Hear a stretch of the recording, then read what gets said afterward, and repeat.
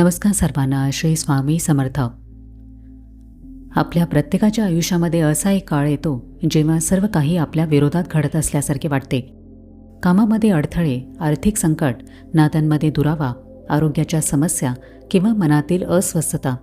अशा वेळेला मन शांत राहत नाही. आपण घाईघाईने निर्णय घेतो आणि नंतर लक्षात येते की संकटापेक्षा त्या चुकीच्या निर्णयांमुळे जास्त नुकसान झाले. कठीण काळात घेतलेला एक चुकीचा निर्णय आयुष्याला अधिक अडचणीत आणू शकतो. वाईट काळामध्ये स्वामींच्या विचारांना आणि त्यांच्या मार्गदर्शनाला समोर ठेवून आपण कोणत्या चुका टाळल्या पाहिजेत हेच आजच्या व्हिडिओमध्ये समजून घेणार आहोत. स्वामींचे अभय वचनच आहे की भिवू नकोस, मी तुझ्या पाठीशी आहे.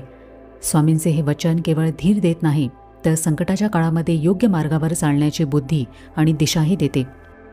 तुमच्या जीवनामध्ये सध्या कठीण काळ चालू असेल, वाईट दिवस चालू असेल तर संकट कायमचे आहे असे समजू नका. आजचा दिवस कठीण असू शकतो, हा महिना कठीण असू शकतो, हे वर्षही कठीण असू शकते, पण याचा अर्थ संपूर्ण आयुष्य असेच राहील असं होत नाही. जीवनामध्ये बदल हा निसर्गाचा नियम आहे.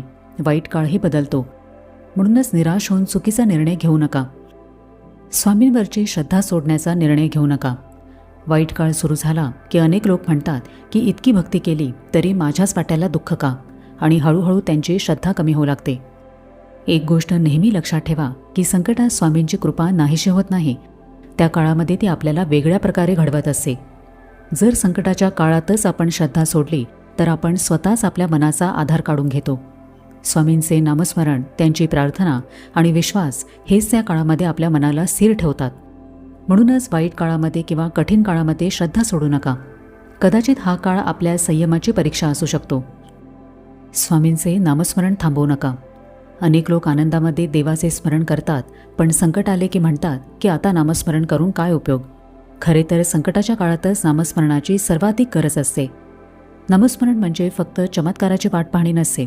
ते मनाला स्थिर करते, भीती कमी करते आणि योग्य विचार करण्याची शक्ती देते. संकट सहन करण्याचे बळ देते. म्हणूनच परिस्थिती काहीही असो, स्वामींचे नाम सोडू नका. पैसा कमवण्यासाठी अनैतिक किंवा शॉर्टकटचा मार्ग निवडू नका. आर्थिक अडचण ही सर्वात कठीण परीक्षा असते. अशा वेळेला काही लोक अनैतिक मार्गाचा वापर करतात. खोटे बोलणे, फसवणूक करणे, इतरांचे नुकसान करून स्वतःचा फायदा करून घेणे. सुरुवातीला असे वाटते की हा मार्ग सोपा आहे, पण नंतर त्याची किंमत खूप मोठी मोजावी लागते. अडचणीच्या वेळेला सोपे आणि जलद मार्ग शोधण्याची मानवी प्रवृत्ती असते. अनेक वेळेला लोक वाईट काळामध्ये पैसे कमवण्यासाठी किंवा संकटातून बाहेर पडण्यासाठी चुकीचे, बेकायदेशीर किंवा अनैतिक मार्ग निवडतात. वाईट काळामध्ये घेतलेला अनैतिक निर्णय तात्पुरता दिलासा देईल, पण भविष्यामध्ये त्याचे गंभीर परिणाम भोगावे लागतात. म्हणूनच धर्माचा आणि सत्याचा मार्ग कधीही सोडू नका. कदाचित योग्य मार्गाने यश थोडे उशिरा मिळेल, पण त्या यशामध्ये समाधान आणि शांतता असेल. भोंदूबाबा आणि अंधश्रद्धेच्या जाळ्यामध्ये अडकू नका. संकट आले की भीतीपोटी माणूस चमत्कार शोधू लागतो. याच गोष्टीचा फायदा काही भोंदू लोक, मांत्रिक किंवा फसवणूक करणारे लोक घेतात. संकटातून सुटका करण्यासाठी कोणाच्याही सांगण्यावरून महागडे विधी करणे, लाखो रुपये खर्च करणे किंवा अंधश्रद्धेला बळी पडणे टाळावे. कठीण काळामध्ये देवावर श्रद्धा असणे चांगली गोष्ट आहे, पण ती अंधश्रद्धा बनवू देऊ नका. प्रार्थना, नामस्मरण आणि स्वतःचे प्रयत्न यावरच विश्वास ठेवा. पैसे देऊन कोणीही तुमचे नशीब बदलू शकत नाही. व्यसन करू नका. मानसिक ताण, चिंता आणि दुःख विसरण्यासाठी अनेक लोक मद्यपान किंवा इतर व्यसनांचा सहारा घेतात. ही तात्पुरती पळवाट असते. मनाला शांत करण्यासाठी व्यसनाकडे वळणे किंवा औषधांचा अतिवापर करणे टाळावे. व्यसनामुळे समस्या सुटत तर नाहीच, उलट शारीरिक, मानसिक आणि आर्थिक नुकसान होते. आरोग्य पूर्णपणे उद्ध्वस्त होते. ताण कमी करण्यासाठी योगासन, ध्यान, व्यायाम किंवा चांगल्या छंदांचा सहारा घ्यावा.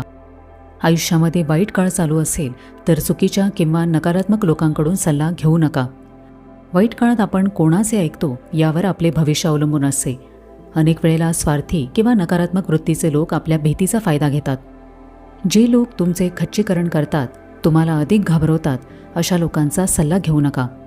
ज्या व्यक्ती अनुभवी, सकारात्मक आणि तुमचे खरे हित पाहणाऱ्या आहेत, अशा मोजक्याच लोकांचे मार्गदर्शन घ्या. आयुष्यामध्ये कठीण काळ चालू असेल तर रागाच्या भरात किंवा घाईघाईमध्ये मोठे निर्णय घेऊ नका. संकटामध्ये मनावर ताण असतो. अशा वेळेला आपण भावनेच्या भरामध्ये निर्णय घेतो. कोणी नोकरी सोडतो, कोणी व्यवसाय बंद करतो, कोणी जवळच्या व्यक्तीशी कायमचे संबंध तोडतो, कोणी घरच्यांशी भांडतो. नंतर परिस्थिती बदलते, पण आपण घेतलेला निर्णय बदलता येत नाही. स्वामी मार्गामध्ये संयमाला खूप महत्त्व आहे.